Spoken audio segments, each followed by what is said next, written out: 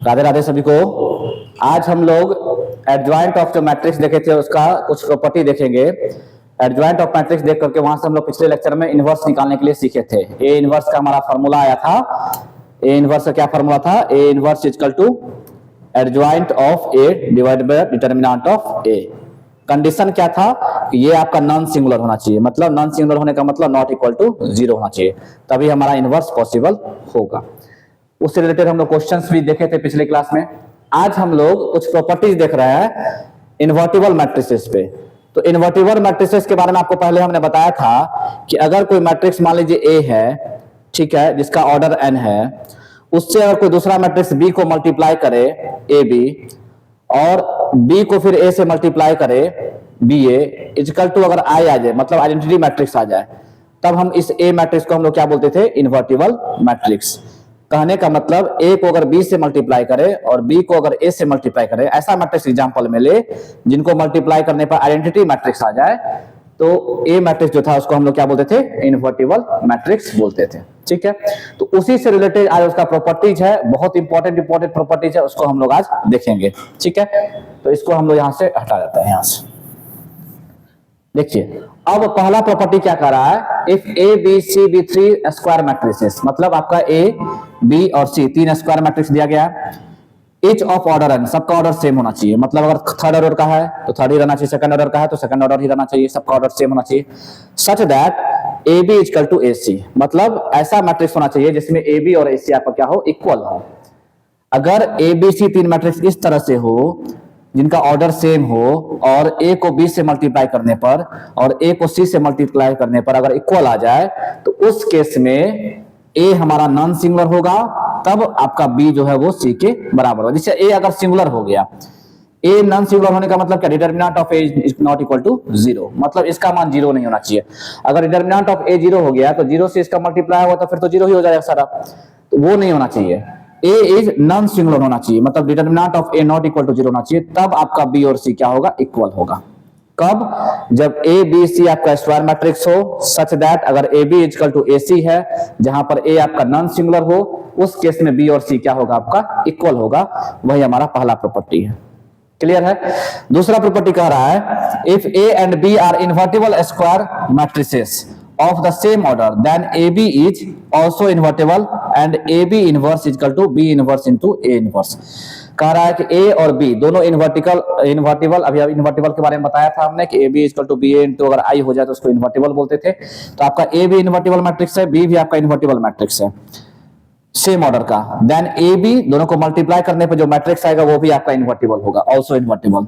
और जब वो इन्वर्टिबल हो गया तो उसका इनवर्स AB का इनवर्स निकाले या बी इनवर्स कर ले, ए इनवर्स कर ले, तब दोनों को मल्टीप्लाई करें, दोनों केस में आपका वैल्यू सेम आएगा। ये प्रॉपर्टी आपका इन्वर्टिबल और मैट्रिक्स का है।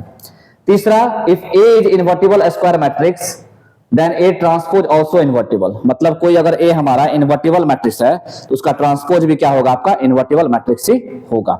देन ए ट्रांसपोज का इनवर्स या ए इनवर्स का ट्रांसपोज निकालिए, दोनों आपका सेम है। सबसे रिलेटेड क्वेश्चन हम लोग करेंगे, क्लियर होते जाएगा, एक एक क्वेश्चन सबसे करेंगे हम लोग।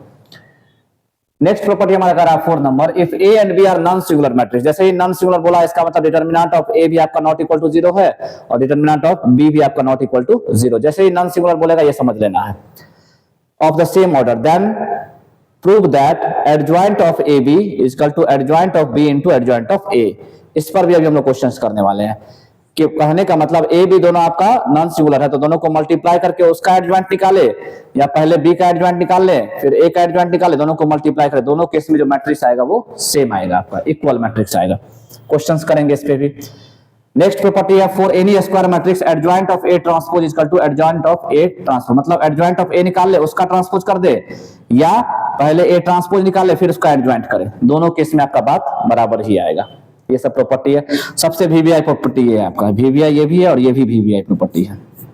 क्या कह रहा समझिए, if A is a non singular square matrix of order n then determinant of adjoint A, कोई भी मैट्रिक्स आपको दे देगा, उसके एडजॉइंट का डिटरमिनेंट निकालने बोलेगा, तो आप उस जो मैट्रिक्स है उसका डिटरमिनेंट निकाल लीजिएगा और उस पर पावर n-1 कर दीजिएगा।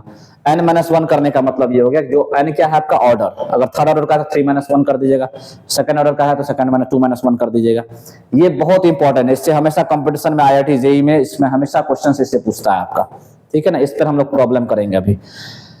अगला प्रॉपर्टी है if A is non singular square matrix of order n then adjoint of adjoint A is equal to determinant of a का पावर n-2 इनटू a। कहने का मतलब दो बार एडजॉइंट है यहाँ पे, एडजॉइंट ऑफ एडजॉइंट है तो डिटरमिनेंट ऑफ a का पावर n-2 इनटू a हो जाएगा आपका। ये प्रॉपर्टी कह रहा है कि डिटरमिनेंट ऑफ अगर ai निकालना है तो a को बाहर कर लेना, उसका पावर डाल लेना n मतलब order of determinant into i, determinant of i। ये सब इंपॉर्टेंट चीज है, ये सब चीज को समझना है। फिर नेक्स्ट है हमारा a इंटू एडजॉइंट है। a यहाँ पर आपका कांस्टेंट है, a को आप ये मत समझ लीजिए, ये यहाँ पे a आपका a को चलिए k से रिप्लेस कर देते हैं, ये k कर देते हैं तो समझ में आए कि ये कांस्टेंट है, k से किसी से मल्टीप्लाई, और i को आपका मैट्रिक्स है तो अगर आइडेंटिटी रहेगा तो उसका डिटरमिनेंट 1 हो जाएगा। a into adjoint of a is equal to determinant of a into i होता है। ये भी इंपॉर्टेंट प्रॉपर्टी जो कल ही बताए थे, हम पिछले लेक्चर में ही आपको बताया गया था कि a into adjoint of a is equal to determinant of a। यहाँ से आपको एक लेक्चर आपको बताया गया था कि अगर a into adjoint of a करे या एडजॉइंट a इंटू a करे, ये दोनों जो है equal to mod of a into I के बराबर होता है, determinant of a into I के बराबर होता है, ठीक है। ये प्रॉपर्टी आप लोग कल ही बताया गया था। तो अब इस जो प्रॉपर्टी है, इस प्रॉपर्टी से रिलेटेड कुछ कुछ क्वेश्चंस हम लोग देखते हैं और उसको वेरीफाई करते हैं, हमारा प्रॉपर्टी कैसे आपका वेरीफाई होगा उससे रिलेटेड कुछ क्वेश्चंस को देखते हैं, ठीक है। इसका आप लोग स्क्रीनशॉट लीजिए। चलिए ये क्वेश्चन देखते हैं। अभी ये प्रॉपर्टी हम लोग देखे थे, इससे रिलेटेड क्वेश्चन देख रहे हैं। कह रहा है कि if a is equal to this one verify that adjoint of a inverse is equal to adjoint a inverse of adjoint. मतलब दोनों में अंतर है। पहले इसमें क्या कह रहा है कि एडजॉइंट a निकाल लीजिए, जो आएगा उसका इनवर्स करना है। इसमें कह रहा है पहले a इनवर्स निकाल लीजिए तब उसका एडजॉइंट कीजिए, दोनों आपका बराबर आना चाहिए। चलिए इसको वेरीफाई करते हैं हम लोग। तो सबसे पहले दोनों काम के लिए हम लोग को सबसे पहले इसको चेक करना पड़ेगा ये नॉन सिंगुलर है कि नहीं है। सबसे पहले इसका डिटरमिनेंट निकालते हैं। Determinant of a equal to निकालेंगे 2 - 3 4 6, तो यहाँ से 12 और प्लस 12 24 हो जाएगा, नॉट इक्वल टू 0। तो ये a इज नॉन सिंगुलर, ठीक है। सबसे पहले आपका ये क्लियर हो गया, a इज नॉन सिंगुलर हो गया, a इज नॉन सिंगुलर हो गया। अब इसके बाद क्या करना है, a नॉन सिंगुलर निकाल लिए। अब सबसे पहले हमको निकालना है एडजॉइंट ऑफ a निकालना है। एडजॉइंट ऑफ a निकाल लेते हैं। एडजॉइंट ऑफ a निकालने का मतलब ये हो गया कि एडजॉइंट ऑफ a निकालने के लिए पहले इसका कोफैक्टर निकालना पड़ेगा। तो कोफैक्टर निकालने के लिए हमने बताया था इसका 2 ऑर्डर का ये आपका मैट्रिक्स है, तो इसके 4 कोफैक्टर होंगे a11, a12, a21 और a22। ये चारों कोफैक्टर पहले निकालते हैं। तो सबसे पहले हम लोग a11 निकालते हैं। तो a11 जब निकालेंगे तो a11 निकालने का मतलब फर्स्ट कॉलम को ढक दीजिए तो आपको दिख गया आपका 6 दिखेगा, ठीक है। a12 निकालिए, फर्स्ट रो और सेकंड कॉलम को ढकिएगा। पहले आप a11 निकाले तो फर्स्ट रो और फर्स्ट कॉलम को ढकने से 6 मिला। a12 निकालेंगे तो फर्स्ट रो और सेकंड कॉलम को ढकेंगे तो हमको 4 मिलेगा, लेकिन इसका साइन चेंज हो जाएगा क्योंकि ऑड आ रहा है। a21 second row first column -3, sign change हो जाएगा 3 हो जाएगा। a22 second row second column 2 आ जाएगा, ठीक है। अब एडजॉइंट ऑफ a निकालने का मतलब क्या होता है कि जो भी एलिमेंट्स आया उसको रख दीजिए, 6 - 4 3 2, इसका ट्रांसपोज कर दिए तो ये हो गया 6 - 4 और 3 2। ये हमारा एडजॉइंट ऑफ a निकल गया, ठीक है। अब एडजॉइंट ऑफ a निकल गया, इसका इनवर्स निकालना है। तो एडजॉइंट ऑफ a का इनवर्स निकालने का मतलब क्या हो गया कि एडजॉइंट ऑफ a का इनवर्स निकालना है। इसको मान लेते हैं कि हमारा एक आपका c है, c कोई मैट्रिक्स मान लीजिए। तो हमारा c इक्वल टू क्या हो गया, 6 3 - 4 2। तो हमको निकालना क्या है, c इनवर्स निकालना है। तो c इनवर्स का मतलब क्या हो गया, c इनवर्स का मतलब ये हो गया कि सबसे पहले हम लोग को जो आया मैट्रिक्स एडजॉइंट ऑफ a निकाल लिए। अब इसका c इनवर्स निकालना, तो adjoint of c divided by mod of c निकालना होगा। मतलब जो c आ गया है इसका एडजॉइंट अब निकालना पड़ेगा, डबल एडजॉइंट। तो एडजॉइंट ऑफ c निकालने के लिए क्या करना पड़ेगा, इसका एलिमेंट्स जो इसका कोफैक्टर निकालिए। तो फिर a11 निकालिएगा, तो A11 आपका 2 हो जाएगा, A12 निकालिए, A12 first row second column -4 sign change हो जाएगा 4, A21 second row first column 3 sign change -3, A22 second row second column 6। अब यहां से एडजॉइंट ऑफ C निकाल लेंगे तो हमारा हो जाएगा 2 4 -3 6। A11 हमारा फर्स्ट रो फर्स्ट कॉलम 2 दिख गया, A12 first row second column -4 दिखे। चलिए इसका ट्रांसपोज, तो ये हो जाएगा 2 4 -3 6। ये हमारा एडजॉइंट ऑफ C निकल गया। अब यहाँ से डिटर्मिनेंट ऑफ C निकालिए, इसका डिटर्मिनेंट निकालिए, तो सेम चीज आ जाएगा 12 + 12 कितना आ जाएगा 24। अब हमको C इनवर्स निकालना है, तो C इनवर्स इक्वल टू क्या हो जाएगा 1/24 इंटू 2 -3 4 6। ये हम लोग C इनवर्स निकाल लिए। C इनवर्स निकालने का मतलब हो गया C किसको माने थे, C हमने एडजॉइंट ऑफ A को माना था, तो इसका मतलब हमने निकाल लिया एडजॉइंट ऑफ A का इनवर्स निकाल लिया। क्या आया 2 -3 4 6 और बाहर में 1/24 है आपका। ये हमारा अभी LHS सॉल्व हुआ है, ठीक है। अब LHS के बाद हम लोग क्या करने वाले हैं, RHS को सॉल्व करने वाले हैं। LHS जो सॉल्व करके हमारा ये आया है, इतना ही हमारा RHS को भी सॉल्व करने पे आना चाहिए। तो RHS में क्या करना है कि पहले आपको A इनवर्स निकालना है और उस इनवर्स का आपको एडजॉइंट करना है। तो A इनवर्स फाइंड आउट करने का मतलब क्या हो गया कि adjoint of A divided by mod of A। तो देखिए हम एडजॉइंट ऑफ A भी निकाले हुए हैं, एडजॉइंट ऑफ A हमारा निकला हुआ ये, ठीक है, और मॉड ऑफ A भी हमको पता है, दोनों पता है। तो इन दोनों का वैल्यू पहले वहां रख दीजिए। तो एडजॉइंट ऑफ A कितना हो गया, एडजॉइंट ऑफ A कहां गया, ये रहा, एडजॉइंट ऑफ ये है आपका 6 3 -4 2 और डिटर्मिनेंट ऑफ A निकाले हुए कितना हो गया 1/24 हो गया। चलिए एक काम करते हैं कि 24 से सब में डिवाइड कर दीजिए, क्या हो जाएगा 1/4 1/8 -1/6 और ये 1/12 हो जाएगा, ठीक है। ये आपका क्या निकल गया, A इनवर्स निकल गया, A इनवर्स निकल गया। अब A इनवर्स का आपको एडजॉइंट निकालना है। यहां से जो हमारा ये आया था, इस रिजल्ट को भी अगर हम ऐसे कर लेते हैं, यहां देखिएगा ध्यान से, एडजॉइंट ऑफ A इनवर्स जो निकाले थे उसमें यहां भी 1/24 से डिवाइड है, तो सब में 24 से अगर डिवाइड कर लें तो वो हमारा क्या आ जाएगा, 2 में डिवाइड करें तो 1/12 -3 में 1/8 और ये 1/6 हो जाएगा और ये 1/4 हो जाएगा। ये हमारा LHS आया हुआ है, इतना ही हमको RHS में लाना होगा। तो ये हमारा आ गया, ठीक है। अब यहां से करना क्या है कि A इनवर्स का, देखिए RHS में क्या है, A इनवर्स का एडजॉइंट निकालना है। तो इस A इनवर्स को मान लीजिए कोई मैट्रिक्स है D, तो D इक्वल टू ये हो गया। तो आपको निकालना क्या है, एडजॉइंट ऑफ D निकालना है। तो एडजॉइंट ऑफ D निकालने के लिए सबसे पहले इसका कोफैक्टर निकालिए, कोफैक्टर निकालिए। तो कोफैक्टर निकलेगा A11, तो 11 फर्स्ट रो फर्स्ट कॉलम पर ढकिए तो 1/12 दिखेगा। फिर A12 first row second column पर ढकिए -1/6, इसका साइन चेंज हो जाएगा तो ये 1/6 बन जाएगा। A21 सेकंड रो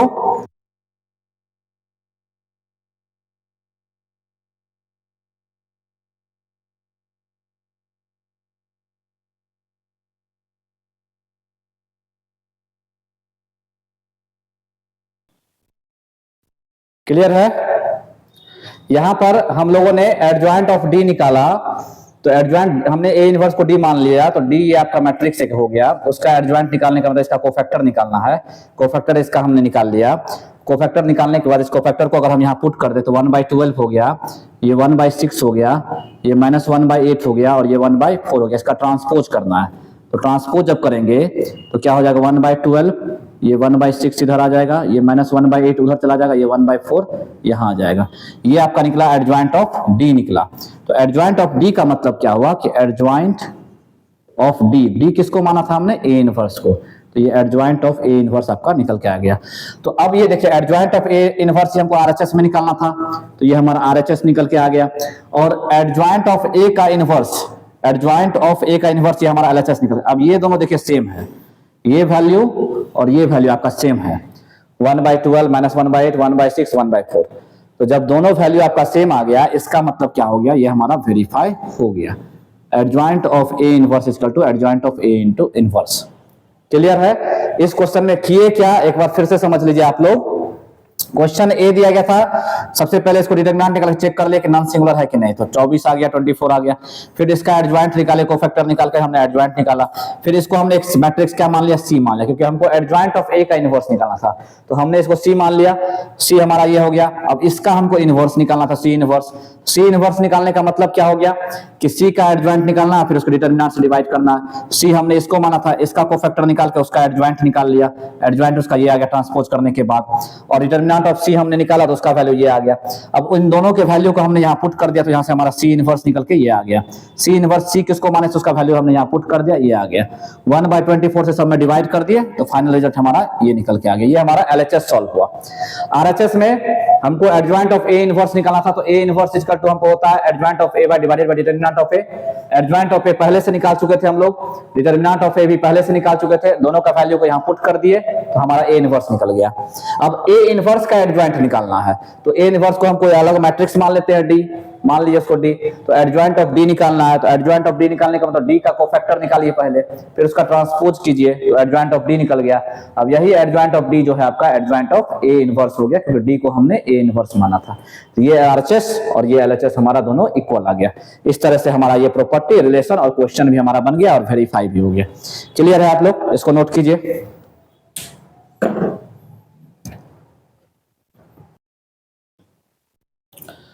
चलिए ये क्वेश्चन देखिए, बहुत अच्छा क्वेश्चन है। इसमें क्या कह रहा है, if A equal to this one satisfies the equation, ये मतलब ये जो ए है इसको सेटिस्फाई कर रहा है, देन फाइंड ए इनवर्स। दो तरह से क्वेश्चन पूछता है, आपको कभी कभी बोल देगा कि वेरीफाई कीजिए कि इसको सेटिस्फाई कर रहा है कि नहीं कर रहा, तो आप पहले वेरीफाई कीजिएगा। कैसे वेरीफाई कीजिएगा, आपको ए पता है, आप ए स्क्वायर निकाल लीजिए, इसको डबल मल्टीप्लाई करके ए स्क्वायर निकाल लीजिए, 4a निकाल लीजिए, फिर 5i निकाल लीजिए, फिर इनको इनमें से घटाइए, फिर उसमें से इसको घटाइए, तो आपका टोटल 0 आ जाएगा। तो ये पहले आपको वेरीफाई करने भी पूछ सकता है, और वेरीफाई हो गया तो उसके बाद बोलेगा आपको फाइंड ए इनवर्स निकालने।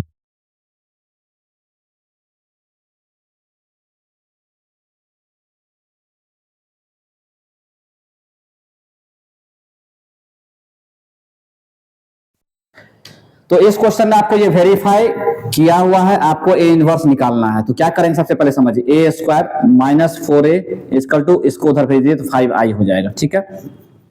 फिर ए स्क्वायर को हम लोग ए इंटू ए लिख सकते हैं, minus 4a equal to 5 into I. दोनों तरफ ए इनवर्स से मल्टीप्लाई कर दीजिए, ए इंटू ए में भी ए इनवर्स से मल्टीप्लाई कर दीजिए, इसमें भी ए इनवर्स से मल्टीप्लाई कर दीजिए, और इसमें भी ए इनवर्स से मल्टीप्लाई कर दीजिए। तो यहां समझिएगा, ए को ऐसे रखिए, ए इंटू ए इनवर्स को एक साथ कर लीजिए, ठीक है। माइनस 4 इंटू ए इनवर्स यहाँ है, equal to 5i into A inverse है, ये है ही आपका। अब दो तीन चीज समझिएगा। पहला चीज ये समझिएगा कि a इंटू ए इनवर्स जो होता है वो i के बराबर होता है, i इंटू ए इनवर्स जो होता है वो a इनवर्स के बराबर होता है, i इंटू ए जो होता है वो a के बराबर होता है। तो यहां पर a इंटू ए इनवर्स है, तो इसके जगह पे i लिख देंगे, तो a इंटू आई हो गया। माइनस 4, यहाँ भी a इंटू ए इनवर्स, इसके जगह पे i आ जाएगा। यहाँ i इंटू ए इनवर्स है, तो i इंटू ए इनवर्स के बराबर हो जाता है, तो 5a इनवर्स हो जाएगा।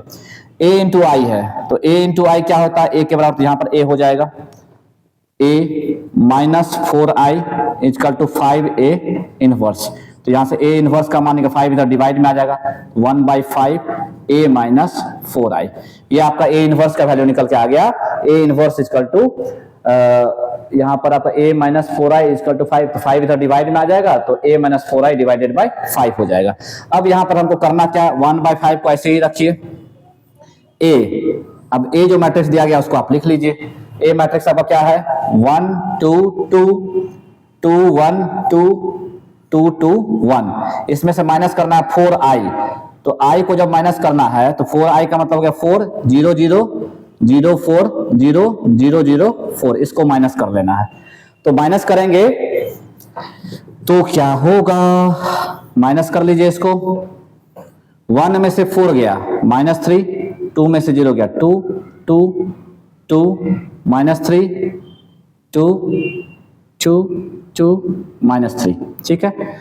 अब क्या करना है, 5 से सब में डिवाइड कर दीजिए, तो यही आपका a इनवर्स निकल के आ जाएगा। सारे एलिमेंट्स में 5 से डिवाइड कर दे, तो -3/5 2/5 2/5 2/5 -3/5 2/5 2/5 2/5 -3/5, यही आपका ए इनवर्स निकल के आ गया। तो इस तरह से ए इनवर्स जो निकालना था हमको, इस ए इनवर्स में आपको ना एडजॉइंट निकालना पड़ा, ना कोफैक्टर निकालना पड़ा, कुछ भी नहीं निकालना पड़ा। यहां हमने क्या किया, आपको एक रिलेशन वेरीफाई करके दे दिया गया था, उसके बाद हमने कुछ प्रॉपर्टी का इस्तेमाल करके ए इनवर्स को आसानी से हम लोगों ने यहां तक पहुंच गए और a-4i कर दिए, तो हमारा ए इनवर्स निकल के आपका आ गया। ठीक है, तो आज के लेक्चर में हम लोगों ने प्रॉपर्टीज ऑफ इन्वर्टिबल मैट्रिसेस देखा, उससे रिलेटेड कुछ क्वेश्चंस किया। तो एडजॉइंट का जो आपका टोटल सिलेबस है वो आपका कवर हो चुका है।